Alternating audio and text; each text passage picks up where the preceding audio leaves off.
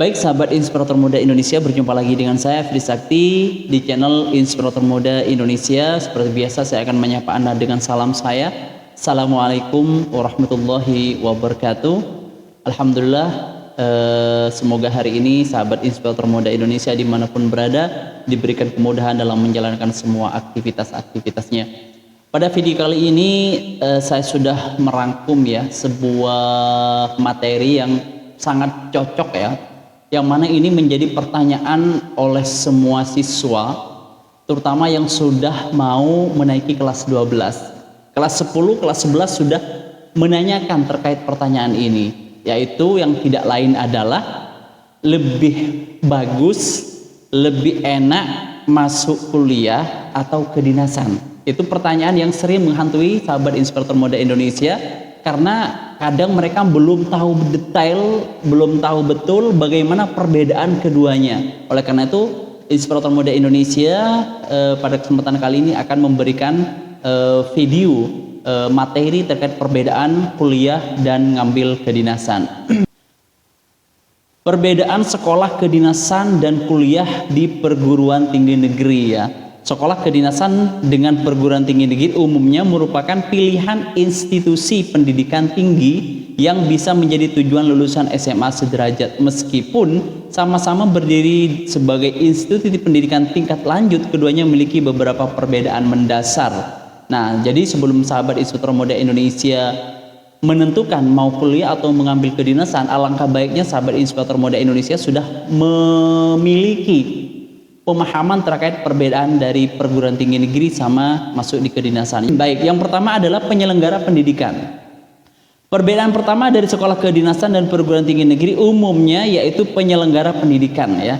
Pendidikan di perguruan tinggi negeri diselenggarakan oleh institusi itu sendiri, baik negeri atau swasta. Jadi kalau kuliah itu institusinya kampus itu sendiri, baik negeri atau swasta. Tapi kalau kedinasan berada dalam naungan lembaga pemerintah dan pendidikannya dilakukan langsung oleh badan dalam lembaga tersebut.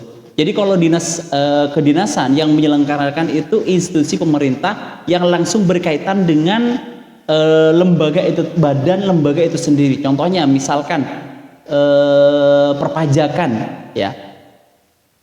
Misalkan Menteri Keuangan lah ya, Menteri Keuangan, perpajakan, maka dia menyelenggarakan sekolah yang berkaitan dengan perpajakan, dibuka diantaranya PKN STAN. Jadi lembaganya itu yang menaungi institusi dari pemerintah yang ada di negara kita. Itu yang pertama bedanya. Jadi sahabat Inspirator Muda Indonesia, yang kedua yang membedakan antara sekolah di kedinasan dan di perguruan tinggi negeri adalah proses seleksi peserta didiknya. Yang pertama, kalau di kedinasan, sekolah kedinasan itu proses seleksinya itu biasanya akan dilakukan beberapa tahapan, diantaranya administrasi, SKD ya, terus fisik, kesehatan dan lain-lain. Sedangkan untuk perguruan tinggi negeri itu dilakukan hanya pada tahap satu tes saja, yaitu kalau misalkan menggunakan jalur raport disebut SNBP, kalau misalkan jalur tes disebut SNBT, kalau misalkan mandiri disebut ya tes mandiri, itu aja, nggak ada proses fisik, nggak ada kesehatan, seperti itu. Paling tes buta warna kalau misalkan pada jurusan-jurusan tertentu. Itu yang kedua. Yang ketiga, biaya kuliah. Nah, jadi yang ketiga ini bisa dijadikan pertimbangan oleh sahabat Inspirator Muda Indonesia mau ngambil kuliah atau misalkan mau ngambil di kedinasan terkait biaya pendidikannya. Nah, untuk biaya perkuliahan di perguruan tinggi negeri terbilang tidak murah ya, karena di perguruan tinggi apalagi swasta, kalau misalkan teman-teman tidak mendapatkan yang namanya beasiswa, maka teman-teman akan dikelompokkan berdasarkan kemampuan dari teman-teman semuanya. Kalau misalkan UKT-nya tinggi ya besar, kalau misalkan UKT-nya rendah ya serendah-rendahnya UKT ya tetap terkategori besar gitu kan ya. Jadi terkait biaya perguruan tinggi itu tidak murah, terutama di jurusan dengan banyak praktek seperti kedokteran. Mahasiswa biasanya mendapatkan keringanan biaya dengan mengajukan ke kampus atau mencari beasiswa. Sedangkan di sekolah kedinasan, mahasiswa akan mendapatkan keringanan biaya bahkan gratis. Jadi sahabat Inspirator Muda Indonesia, itu bedanya yang ketiga, yaitu di biaya pendidikannya. Bahkan kalau di kedinasan ini ada bantuan, ada keringanan, bahkan ada gratis untuk kedinasan-kedinasan tertentu. Jenjang pendidikan. Nah, jadi sahabat Inspirator Muda Indonesia, sebelum menentukan mau mengambil kuliah atau melanjutkan studi di perguruan tinggi atau misalkan di kedinasan, sahabat Inspirator Muda Indonesia harus mempertimbangkan jenjang pendidikannya karena kebutuhannya beda.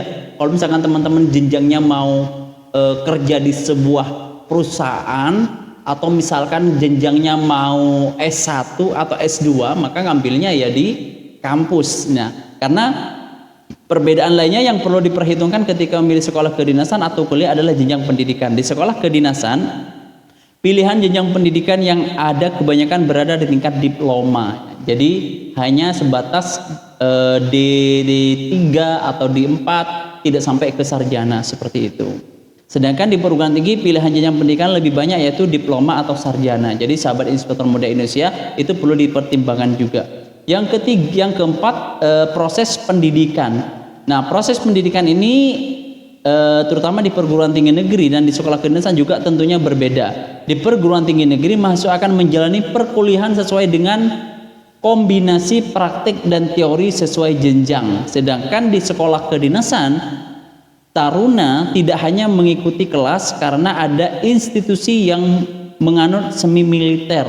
Taruna pun akan dilatih di bidang akademik dan juga fisiknya. Nah, jadi itulah kenapa di awal ada tes fisik, karena kedinasan ini semi militer juga, ada tes fisiknya, ada sekolah militernya. Sehingga sahabat Inspirator Muda Indonesia, kalau misalkan teman-teman sudah tahu fisiknya tidak cukup, misalkan sesak nafas, terus punya riwayat kesehatannya tidak bagus, ya sudah jangan maksa masuk di kedinasan, karena akan cut saat teman-teman semuanya sudah proses administrasi sudah tidak akan lulus seperti itu.